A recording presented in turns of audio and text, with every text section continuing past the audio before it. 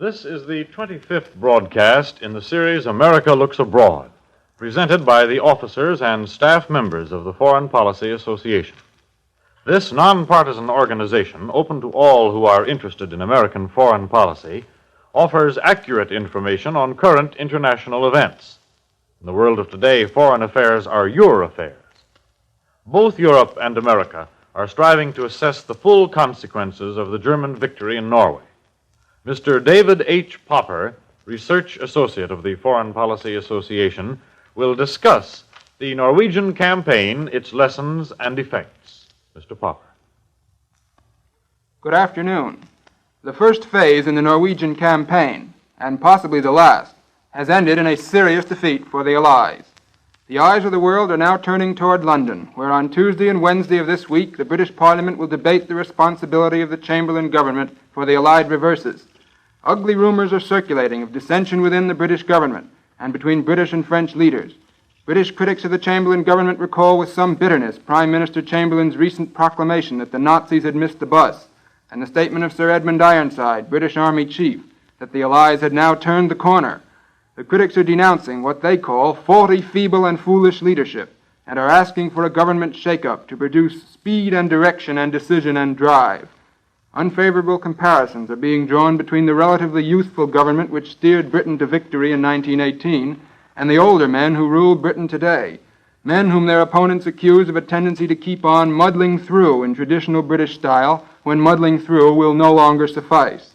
A real national coalition government may possibly replace the Chamberlain cabinet if it falls next week, but that is considered unlikely. The grip of the Conservative Party machine is still extremely strong, and its chiefs have been in office so long that no alternative group of leaders of proved experience and ability seems visible. Another cabinet reshuffle, therefore, seems more probable, perhaps by formation of a small cabinet, free of departmental routine, free to devote all its energies to broad questions of war policy. Whether such an arrangement would galvanize British forces, producing the drive and imagination necessary for victory, remains to be seen. The experience of the Allied expeditionary force in southern Norway will go down in history as an unfortunate chapter in British military annals. Just as in the case of the Gallipoli campaign of 1915, Britain has not struck forcefully enough or rapidly enough to win and hold its objective. In one sense, the Norwegian expedition is not nearly so disastrous as Britain's attempt to force the Dardanelles in the last war. The number of men and ships involved is by no means as large, and, once success seemed impossible, the whole venture was rapidly liquidated, while the operations at Gallipoli dragged themselves out for many months. But although the attack on the Straits failed in 1915, it did disorganize the German plan of attack in Western Europe and gave the Allies a further opportunity to consolidate their positions in France. Today, on the other hand, the German plan of campaign can continue unimpeded. The Nazi base in Norway may conceivably prove to be a dagger pointed at the heart of England. Mr. Chamberlain tells us that British and French troops landed in the Trondheim region between April 14th and 19th. Some of them advanced 130 miles inland, as far as Lillehammer, in a move to join with the Norwegians and check the German advance. But without suitable artillery, tanks, or air support, the Allied forces simply could not meet the onrushing Germans on equal terms. By last Friday, all Allied troops had been forced back to their landing points on the coast and had been evacuated.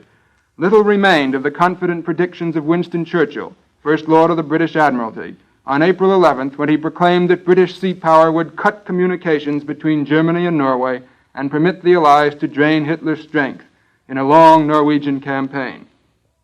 The accounts of how the end came differ greatly.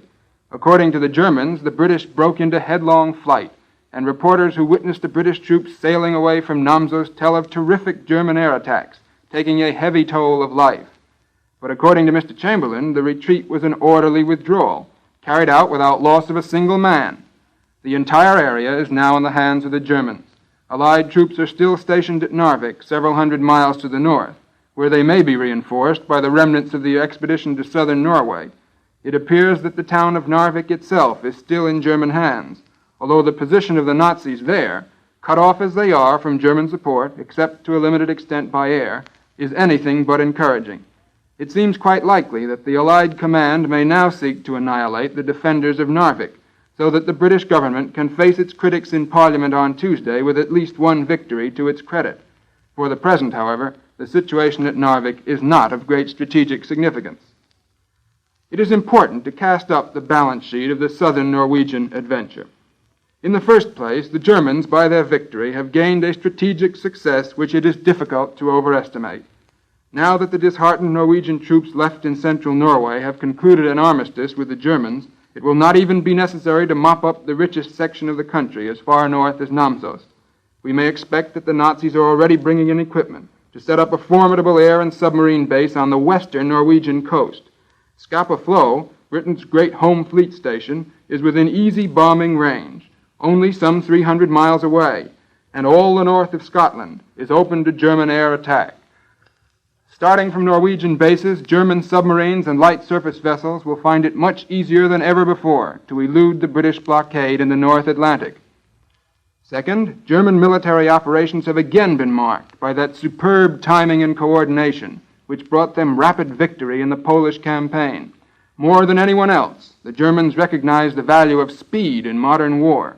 It is quite apparent that throughout the Norwegian episode they have kept the initiative in their own hands. Third, Germany's confidence in the value of its aviation as a check to British sea power has proved well-founded. In spite of all that the British Navy, and the British Air Force for that matter, were able to do, the Nazis succeeded in taking over and using Norwegian air bases. What port facilities there were in Namsos and Aldalsnes were blasted into ruin, while the Allies never succeeded in applying concentrated air power against their opponent. We should note that the British chose not to risk the capital ship strength of their navy in a great assault on Trondheim Ford from the sea. This may indicate that they have serious doubts about the ability of sea power to make itself felt against opposing land and air power in close quarters. The Nazis, boasting that they have sunk a British battleship and over 50,000 tons of British naval vessels in a single day, are exulting in what they term a crushing demonstration of the supremacy of their own type of air war. The German report of the sinking of British ships must be accepted with caution. The British call it fantastic, and it may be designed for its effect on Mussolini. But if air power becomes predominant in the North Sea, is it not equally decisive in the narrow waters of the Mediterranean? Mussolini may well be encouraged to believe that if destructive infighting should break out in the Mediterranean between Italy and the Allies, his bombing squadrons could deal as decisive a blow there as the Nazis have done in the north. Only an extreme enthusiast would maintain that naval strength has been definitely and finally eliminated as a vital factor in European war. But certainly, its effectiveness in operations close to shore is now strikingly limited. Finally, the indirect effects of the Nazi triumph may be even more important than their military aspect.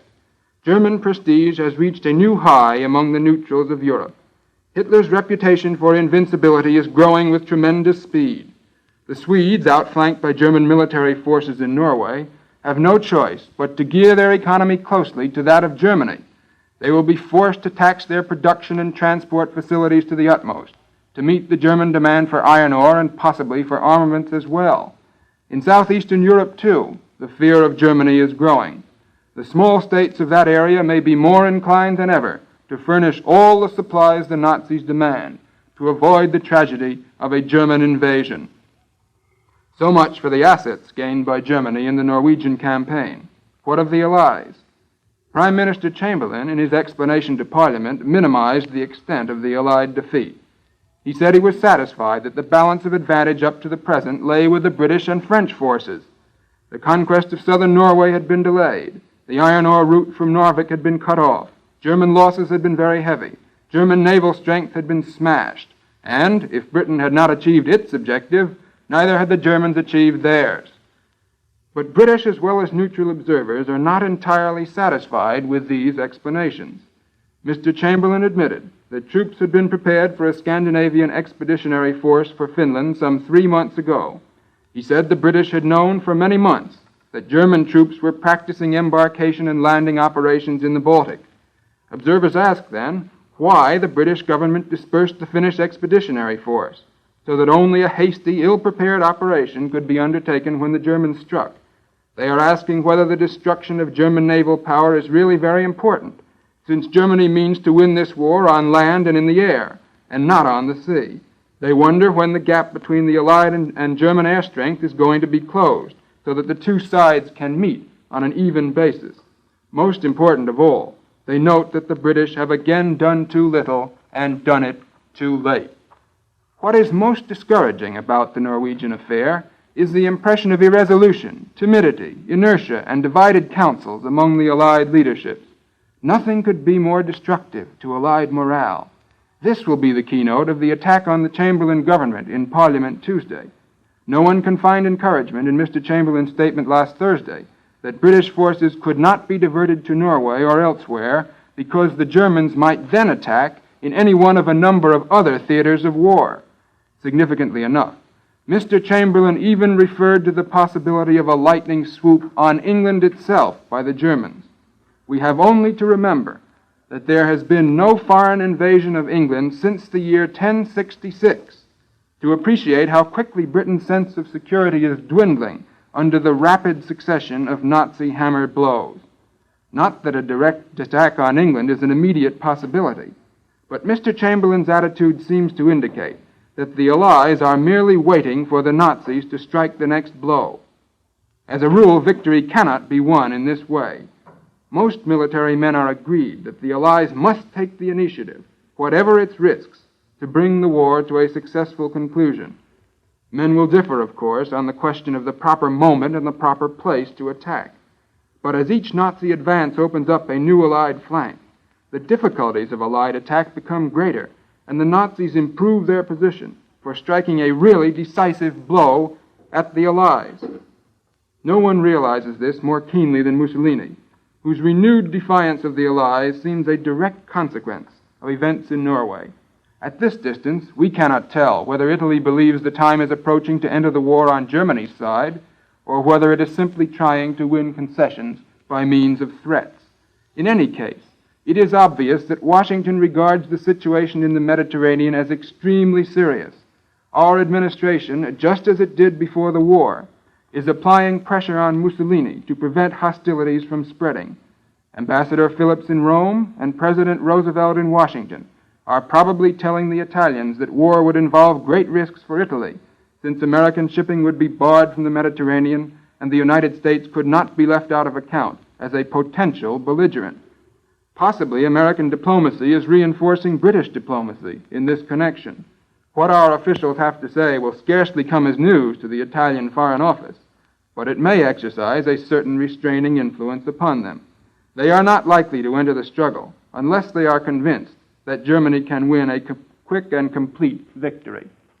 Italy's entrance into the war would confront the Allies with new military problems of great magnitude. Together with the Norwegian situation, the Mediterranean and Balkan tangles would represent a constant threat to far-flung Allied forces, from the Orkney Islands north of Scotland all the way to Palestine and to Syria. The outlook for the Allies is much darker than it was a month ago, but it is by no means hopeless. Operations in distant regions are effective, but a preponderance of military opinion would probably still agree that the war will, in the end, have to be won or lost on the Western Front. Here the bulk of the Allied forces have been concentrated. Here, in particular, is the splendidly trained and prepared French army, backed by a nation which so far seems much more determined about the prosecution of this war than the British. No one can say whether Hitler means to strike at France or the Low Countries before winter comes, or whether the Allies are considering countermeasures in other areas, such as the Balkans. But there is reason to believe that on the vital Western Front, the Allies will not be caught napping, nor will their movements there be timid or indecisive. Mr. David H. Popper, Research Associate of the Foreign Policy Association, was today's speaker in the America Looks Abroad series. If you would like a free copy of this talk, send your request to the Foreign Policy Association, number 8, West 40th Street, New York City. We invite you to tune in next Sunday to hear another speaker in the series America Looks Abroad.